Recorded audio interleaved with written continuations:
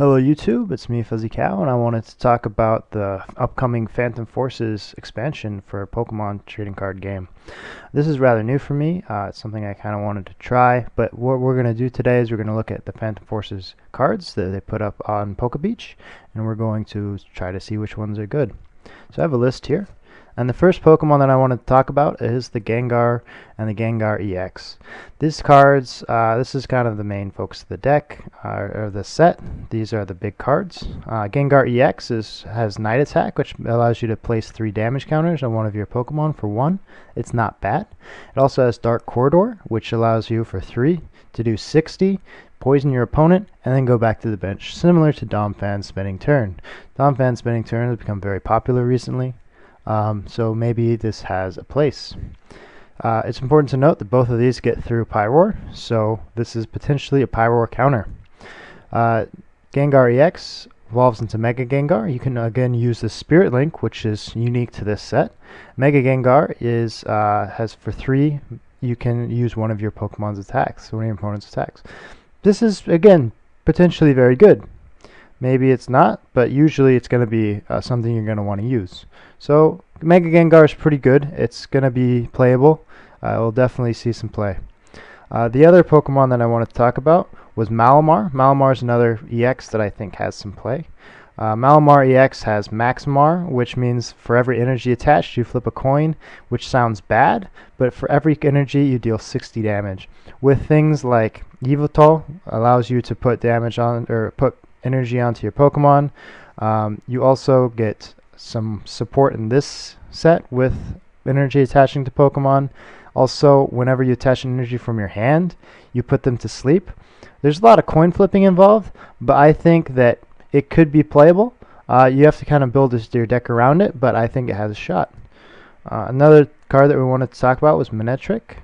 Manectric's the other Mega Evolving Pokemon. This is kind of a different one, that's why I have it lower on the list. I don't think it's supposed to be a damage dealer, more as it's supposed to be a supporty. So the first one is Overrun. Overrun does 20 and 20 to the bench for 1. It's not exceptional, especially for a Mega or an EX. And the other one is Assault Laser for 2. You can deal 60 plus 60 if there's a Pokemon tool. That's 120. That's not bad. But it's situational, so you can attach some of these later tools to your opponent's Pokemon. We're going to talk about those in a second, so potentially it's better, but again you're wasting some resources. I don't necessarily believe that it's worth the 120 because you're not going to get the one hit no matter what. It's also weak to fighting, which is kind of bad right now, but I think its real strong suit is its Mega form. With Turbo Bolt, it does 110, just enough to knock out a Pyroar, in case you were wondering. You also get to attach 2 basic energy cards from your discard pile to one of your bench Pokemon. This is great. It allows you to potentially set up Malamar, allows you to set up a different Pokemon, does 110 damage to your opponent, which is really good, especially for those pesky Pyroars. And it can potentially Mega Evolve without wasting your turn. So I think this is really the strong point of Manectric. I think it's going to be a supporting type Mega Evolved Pokemon, which is kind of weird, and potentially it's not going to be worth it, but I think it will be. That's just me kind of gambling there. Now we're going to talk about some of these tools. The big tool is this Jamming Net. It's a Team Flare Hyper Gear, as indicated by this kind of annoying bleed through here. But what this does is you can attach this to your opponent's Pokemon, and this will hinder them. They'll be able to deal 20 less damage. This is big because not only does it take up the tool slot for your opponent's Pokemon, but it also hinders them, and tool slots are very hard to get rid of off your own Pokemon in this set. You have tool retrieval, and you also have this guy down here. I'm not going to even try to say his name. And those are basically the only ways you can get tools off your Pokemon right now. And those are not run a lot, ever. I don't see tool retrieval ever being played. So I think Jamming Net has a good chance of changing the meta and being extremely useful. The other one that we're not going to talk too much about is Headringer. We'll get to it later. This could be used just for Manectric. It also could be used for Mewtwo Wars. Now the next card that it's going to really change up, that I think has potential to change up how we play the game, is Enhanced Hammer. Enhanced Hammer was lost, and now it's coming back. Enhanced Hammer is huge because it will completely destroy fairy decks who rely on rainbow energy. I don't think that's going to be very useful anymore. Enhanced Hammer is just too big of a threat. It's still a strong deck right now, but I think with Enhanced Hammer, it's going to be hurt a lot. Also, there's going to be Mewtwo Wars. Enhanced Hammer might win your Mewtwo War.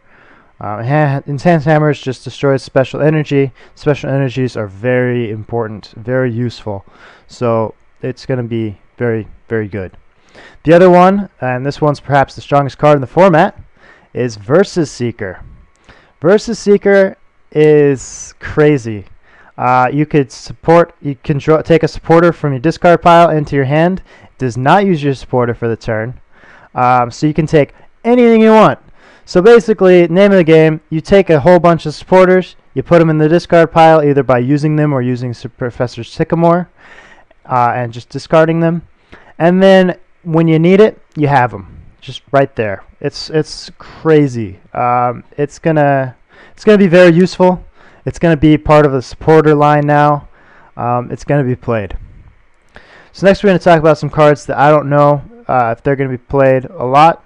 They will have decks built around them potentially. Maybe they'll be slashed in there just to change things up, but I don't think they're going to be the real focus of decks. First one is Aegislash. Aegislash is really good. It has Mighty Shield, which has that special energy shield immunity. So if your opponent's Pokemon has special energy, you don't have to worry about Aegislash taking damage. It's really good, you know. This attack is nothing to talk about, but its ability is really good. You know, you can't beat that. I don't know how good it's going to be because I'm sure people are going to run tech against it, and you can't really stop them from teching against it. So I'm not sure.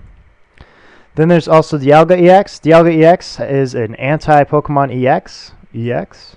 So this one, Chrono Wind for 3, 1 Metal Energy, which makes it kind of worrisome. It can deal 60 damage, and it stops your Pokemon from attacking if it's a Pokemon EX. That's great. It's conditional. So I don't believe in it. I know Metal is going to be a lot bigger, so maybe this will have its own deck built around it. But right now, I don't know how it's going to work. The next thing we're going to talk about is the non-EX Pokemon. We haven't really gotten a lot of those. The first one's Feraligatr. Feraligatr has 4 energy costs that might be okay. For 4 energy, it deals 80 plus 80 if there's damage counters on the opponent's Pokemon. How big is that? That can potentially one-shot everything in the format except for Megas. So if you're able to deal 20 damage to your opponent's Pokemon, you come in with Second Strike and you eat them. He also has a very respectable 150 HP, which can be bumped to 180 with Training Center. So I think this can be played. This can be kind of like Feraligatr, a Pyroar deck, where it's kind of situational. It's not used a lot, but when it does, it shows up and bashes heads. Another card that I want to talk about was Chandelure. Chandelure, I was kind of hesitant about. Then I did some research, and there was a deck called Mama Gengar, where there was a Gengar that essentially had the same attack as, or same effect as Chandelure, same ability, Fainting Spell. And it had a similar attack that was a little cheaper, but not as versatile, and it became a deck. You know, it was a thing. So Chandelure could be a very good card. It has a weakness to darkness, which is important to note because we have that Yveltal EX out there. Has 3 energy that's required. Yveltal EX eats him up, just loves him. But, you know, maybe you're going to knock out that Yveltal, and there goes one of the big threats. So Chandelure, I think, could be a deck. I'd like to try it out. It's one of the things I'm kind of itching for. It sounded really fun from the deck's description from Mama Gengar, so this is it. You know, it's has for 3 energy, you can put 6 damage counters on your opponent's Pokemon any way you want. That's amazing for spread damage. You know, you just get to do whatever you want, and I think the attack's not bad. This ability I was hesitant on, but apparently it's really good. So I'm looking forward to it. You know, taking 2 prizes for losing 1. That sounds good to me. Next 2 cards are Dragon cards. The first one is Hydreigon. Hydreigon's not bad. It's energy acceleration to your active Pokemon. So you get attached to dark energy to your active Pokemon. This is going to accelerate out those Yveltals, Malomars. It should just be pretty good. I don't think it's going to be crazy. I think it'll be reasonable. But I think this is a card that will be played. Next one is Goodra. Goodra is basically Pyroar's answer to this set. Previously, Pyroar's been having some troubles with Garbodor. Garbodor has to have a tool attached. So Goodra, what it does is it makes it so you can't attach tool cards to your own Pokemon. You can still use Jamming Net and Headgear, but you can't attach it, or Head Ringer, but you can't attach it to your Pokemon, which means Garbodor is never going to get powered up. Malamar, or your Manectric, is never going to get its Mega 120 hit unless they want to spend a Team Flare tech to attach it to your Pokemon and hinder you. So I think Goodra is going to be required in Pyro decks from now on, just because it's going to be the answer to Garbodor that we've all been looking for. That's essentially what this is. It's the answer to Garbodor. But I think the one that can use it the most is Pyroar. Similarly, I think Virizion Genesect could use it, but Virizion Genesect kind of wants to keep things slim, and Goodra is kind of, it's a stage 2, which means you're going to add a lot of waste to your deck. Again, I want to talk about Headringer here. Headringer is really only good if you got Manectric. It will also win you Mewtwo Wars. So that's the other one that you can attach to your opponent's Mewtwo. They have to put 3 energy on it. You attach 2 energy to your Mewtwo, and then suddenly your Mewtwo can knock out their Mewtwo. And I don't see any other use for it other than those 2 things. Final card I want to talk about is Bronzong. This is another energy acceleration similar to Electric. You can once per turn you can attach a Metal Energy to one of your benched Pokemon. With Keldeo, you know, you can attach it to your active Pokemon with a little bit of retreating involved. So it could be good. I'm not sure what you're going to want to use it for, but all right. So those are the kind of the Pokemon that I think have potential. They're going to have some play, but I don't think they're going to be too big. Now, the next one, these are the Pokemon that I think people are going to try and people are going to be not so happy with. First one is Pyroar. Pyroar is pretty interesting. Basically, you get to play Lysander without using your supporter. Instead, you're using your energy attachment for the turn. Useful? Maybe. I personally think energy attachment's more important than supporters, because I know that's crazy, because supporters get you all the cards in the world, but energy attachments stay on the board. They're a permanent effect. I've never been in a situation where I'm just like, oh, I'm going to just burn this energy attachment because I can. I'm sure it will have its uses, but I don't think the deck that wants this, which is Pyroar, is going to play this. I think Pyroar needs its energy attachments way too much in order to play this particular Pyroar. It also takes up a Pyroar slot. Maybe it'll be used in some other deck that I haven't thought about, but right now this isn't going to be used in Pyroar, which is the main deck that I play, in case you haven't guessed. And so I don't think it's going to be very good. Also, its attack is pretty bad. Just throwing that out there. Florges EX, which is down here. This card is an EX Pokemon, so people are going to be like, ooh, look at it, but it's not going to be, it's not. Okay, so first thing is for 1 Fairy Energy, you get to have a supporter within That's not a guaranteed supporter. Surprise! The other one is Bright Garden. Bright Garden does 20 for each grass or fairy type in play. That's kind of situational. That maxes out at 120. But I mean, Shiftry does the same thing, only it maxes out at 200. I don't know. You got to have your opponent's help, but usually they're eager to help you. Play Shiftry. This one, you got to have a full bench to deal 120. 120 is not going to be knocking out any Pokemon anytime soon, so it's also weak to Metal. Metal's going to have a resurgence in this, so maybe that'll be a play. I don't see it being very useful. Another one that I think has some potential, but it's just lacking in so many other ways, is Garvantula.